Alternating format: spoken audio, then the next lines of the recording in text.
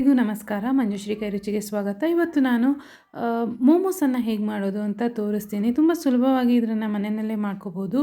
ಮೋಮೋಸ್ ತುಂಬ ಫೇಮಸ್ ಆಗಿರುವಂತಹ ಒಂದು ಸ್ಟ್ರೀಟ್ ಫುಡ್. ಈವ್ನಿಂಗ್ ಸ್ನ್ಯಾಕ್ಸ್ಗಂತೂ ತುಂಬ ಜನ ಇಷ್ಟಪಡ್ತಾರೆ ಇದನ್ನು ತಿನ್ನೋದಕ್ಕೆ. ಹೇಗೆ ಮಾಡೋದು ಬನ್ನಿ ತೋರಿಸ್ತೀನಿ.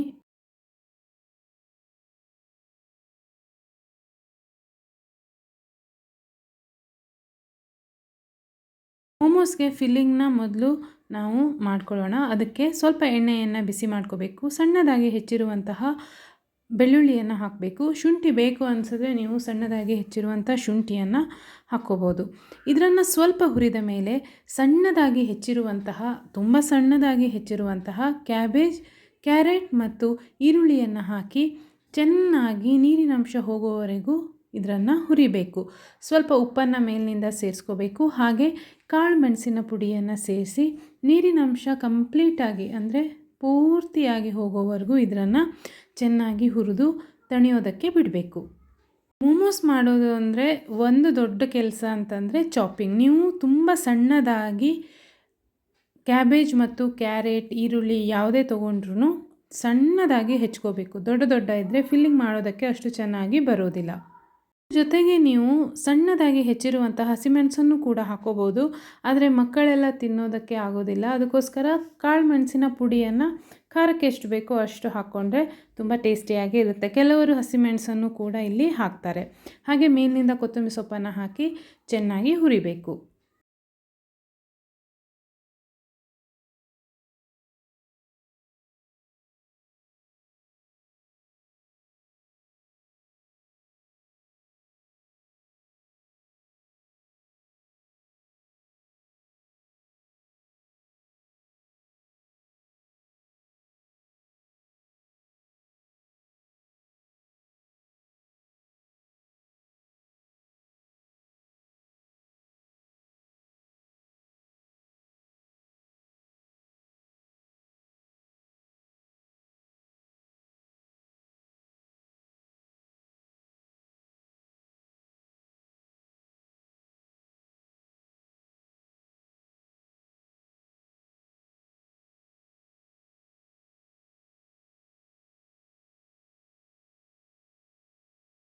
ಮೋಮೋಸ್ಗೆ ಕಣಕವನ್ನು ನಾವಿಲ್ಲಿ ರೆಡಿ ಮಾಡ್ಕೊಳ್ಳೋಣ. ಅದಕ್ಕೆ ಸ್ವಲ್ಪ ಉಪ್ಪು, ಸ್ವಲ್ಪ ನೀರನ್ನು ಹಾಕಿ ಅದಕ್ಕೆ ಹಿಡಿಸುವಷ್ಟು ಮೈದಾ ಹಿಟ್ಟನ್ನು ಸೇರಿಸಿ ಚೆನ್ನಾಗಿ ಮಿಶ್ರ ಮಾಡಿ ನಾದಿ ಚಪಾತಿ ಹಿಟ್ಟಿನ ಹದಕ್ಕೆ ಹಿಟ್ಟನ್ನು ರೆಡಿ ಮಾಡ್ಕೋಬೇಕು. ಮೈದಾ ಹಿಟ್ಟು ಆರೋಗ್ಯಕ್ಕೆ ಒಳ್ಳೆಯದಲ್ಲ ಅಂತ ಹೇಳೋರಿಗೆ ನೀವು ಗೋಧಿ ಹಿಟ್ಟು ಬೇಕಾದರೆ ಹಾಕ್ಕೋಬೋದು. ಆದರೆ ಅಪರೂಪಕ್ಕೆ ಒಂದೊಂದು ದಿನ ಮೋಮೋಸ್ ತಿನ್ನೋರಿಗೆ ಮೈದಾ ಹಿಟ್ಟು ಏನು ಅನಿಸೋದಿಲ್ಲ. ಹಿಟ್ಟನ್ನು ಚೆನ್ನಾಗಿ ನಾದಿ ಒಂದು 10 ನಿಮಿಷಗಳ ಕಾಲ ನೆನೆಯೋದಕ್ಕೆ ಬಿಡಬೇಕು.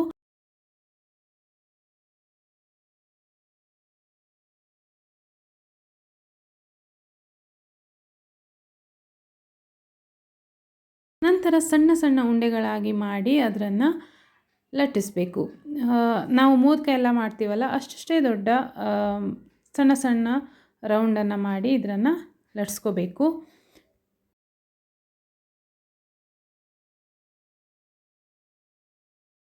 ಲಟ್ಸಿರುವ ಪೂರಿಯನ್ನು ತಗೊಂಡು ಮಧ್ಯದಲ್ಲಿ ನಾವು ತಯಾರಿಸಿದ ಮಿಶ್ರಣವನ್ನು ಸೇರಿಸಿ ಮೋಮೋಸ್ ತುಂಬ ಆಕಾರದಲ್ಲಿ ಇರುತ್ತೆ. ನಿಮಗೆ ಯಾವ ಶೇಪ್ ಬೇಕೋ ಆ ಶೇಪ್ನಲ್ಲಿ ಮಾಡಿಕೊಂಡು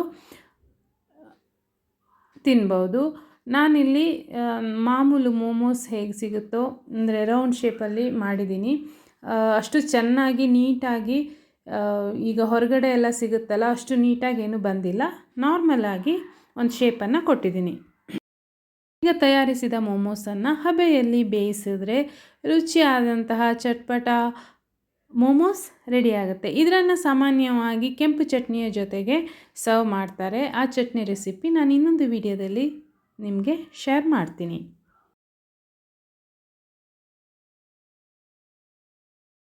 ನಿಮಗೆ ವಿಡಿಯೋ ಇಷ್ಟ ಆಗಿದರೆ ಪ್ಲೀಸ್ ಲೈಕ್ ಮತ್ತು ಕಮೆಂಟ್ ಮಾಡಿ. ಹಾಗೆ ಹೆಚ್ಚು ಶೇರ್ ಮಾಡಿ. ಮೋಮೋಸ್ನ ಎಂಜಾಯ್ ಮಾಡಿ. Thank you.